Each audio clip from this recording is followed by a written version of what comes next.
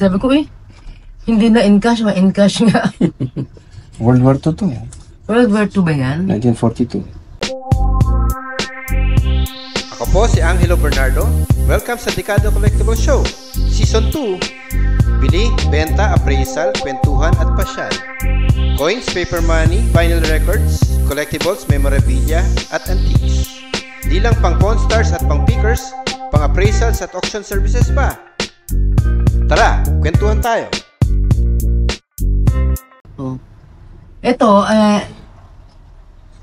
kapatid din ng father ko yan. Yan yung doktor at saka father ko. Maganda yan po. Magkakapatid yan. Ayan, maraming pwedeng gawin sa inyo, ma'am. Auction, direct auction or direct sale.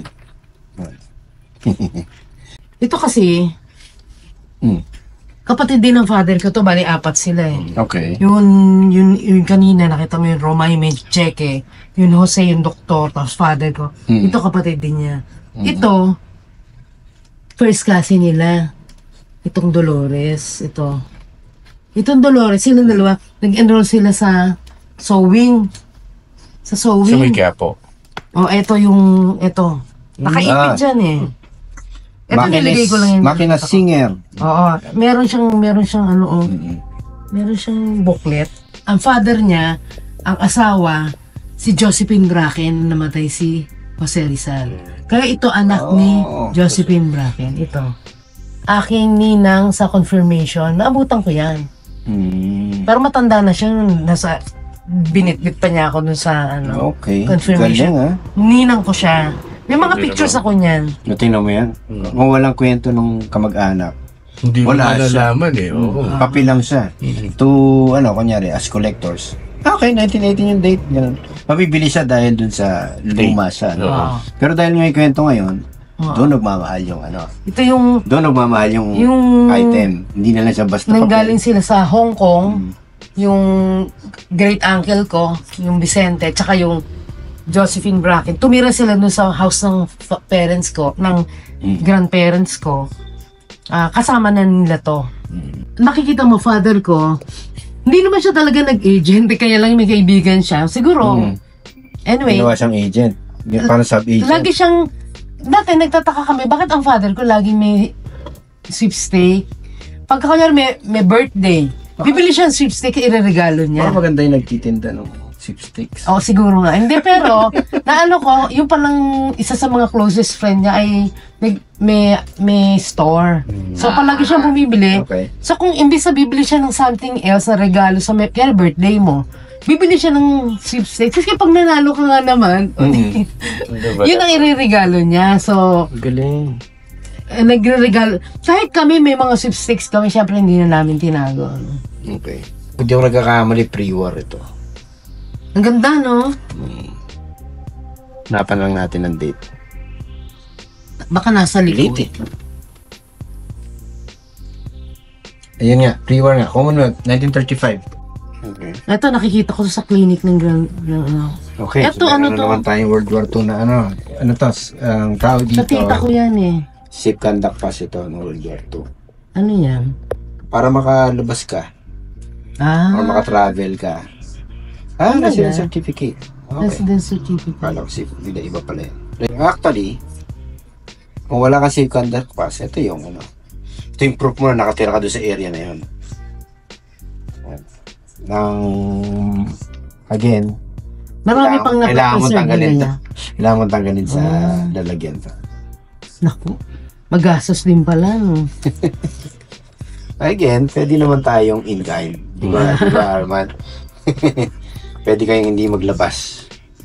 It's entirely possible.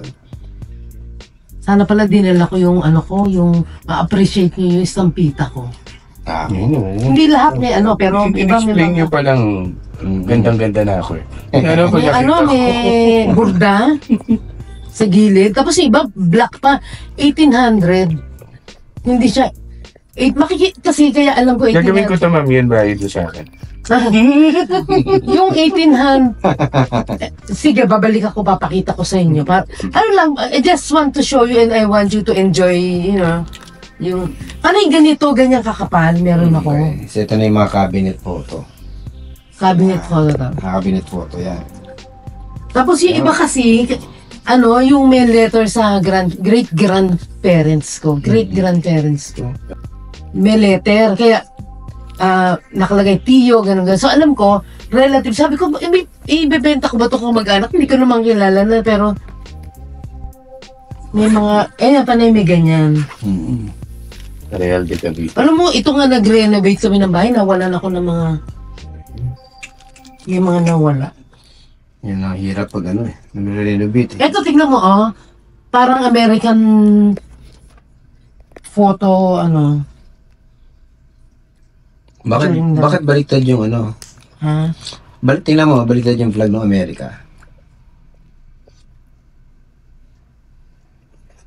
Bakit sa baliktad? During war. Kasi, during war siya. Yeah, during war. So ngayon, kung walang date ito, mananaraw na natin yung date nito. 1942. Again, 1942, hindi na ganito yung technology ng pag-produce ng Photos. ng photos. So possible nito. Early 1900s yan. Early 1900s. Kasi parang sabay-sabay. Ang gera naman natin ng early Spanish. 1900s, Spanish-American War. Pero meron ding World War I. Makasali rin yung Amerika. Ano to? Makati to. Diba? Ganyang time. Yung Makati, ganyan pa lang yung mga bahay. Wala ba lugar na kalagay? Bye. Wala eh. Wala na kasi naputol. Ayan, brittle na talaga siya.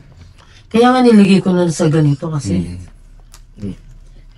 Tapos ininiwalay ko kaya yung mga pictures ng mga lalaki. Ganyan. Pictures ng babae, pictures ng Iniwalay mga nyo na. mag-asawa, ng mga bata, ng assorted. Ganda Baka meron kayong picture ni Josephine Bracken. Ay, wala. Wala nga kami picture nun. Baka siya to. Hindi. Yan. Para kamukha ni Busted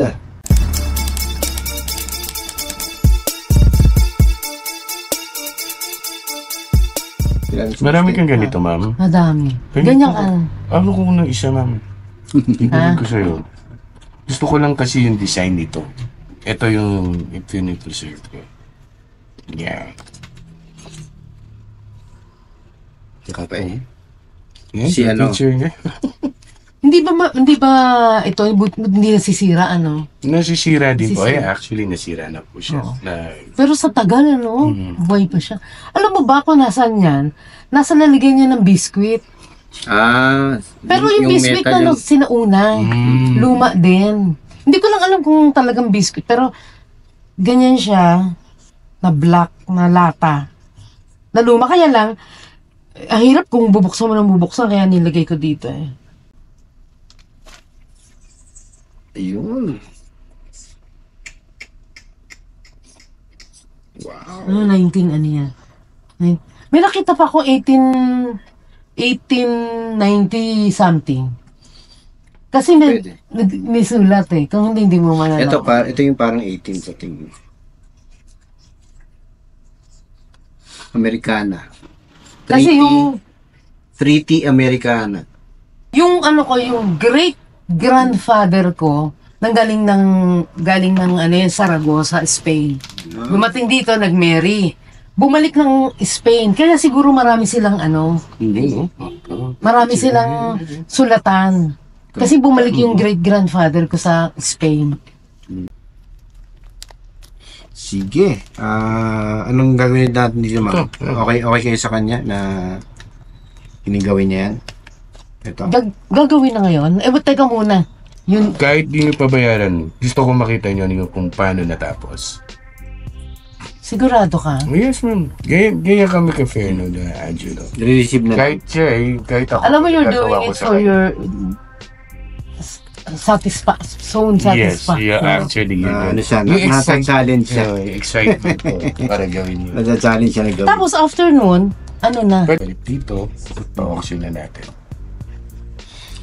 Pero to Kali. hindi siya hindi sulat ni Aguinaldo to. Sulat Hindi sulat ni Aguinaldo yan.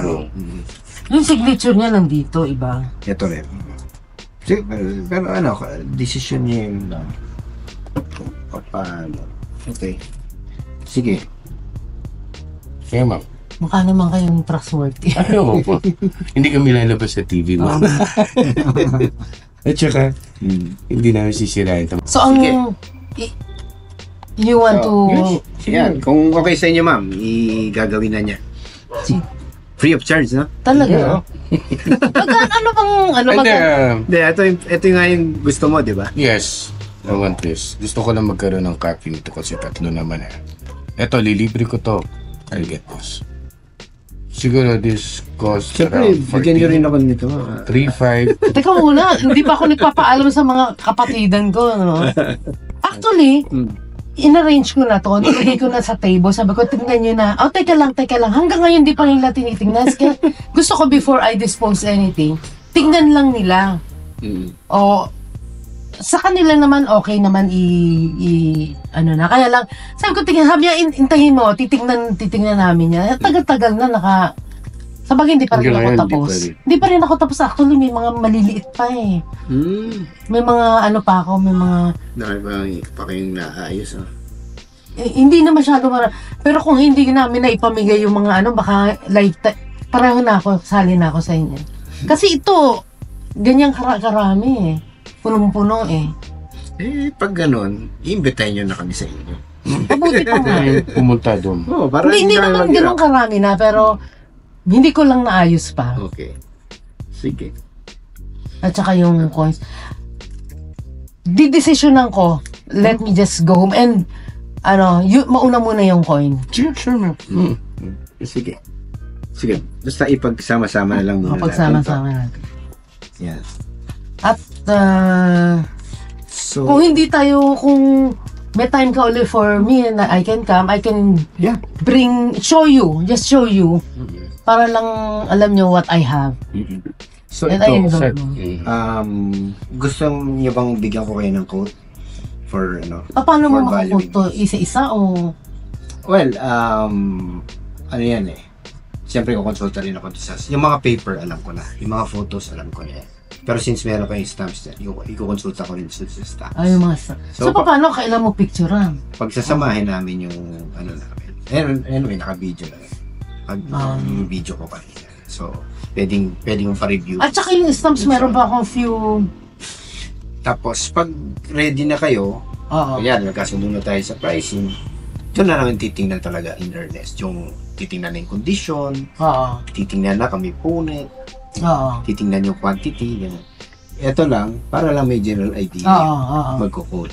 Kasi, una-una, we do not know how to preserve this. Baka maano lang later on.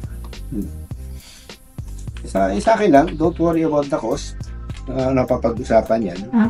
Ano lang tayo, para lang tayo kung kunyari magbabayad kayo yung kind, at least meron tayong basis kung alin yung pwede, di ba? Kung hindi naman in kind, kung gusto nyo i-cash na, at least meron tayong basis. Yung sa natin. Hindi, pero maganda yung sinabi mo, bibigyan mo ko ng parang quote para masasabi ko rin sa kanila. Maraming salamat. Ako I feel so comfortable here. Parang feeling ko ang tagal na natin magkakilala at talagang yung the way you accommodate people. Minsan nga nababasa ko dun sa mga comments, sabi, mabarat siya, maganito, magano. Siyempre, this is business, But,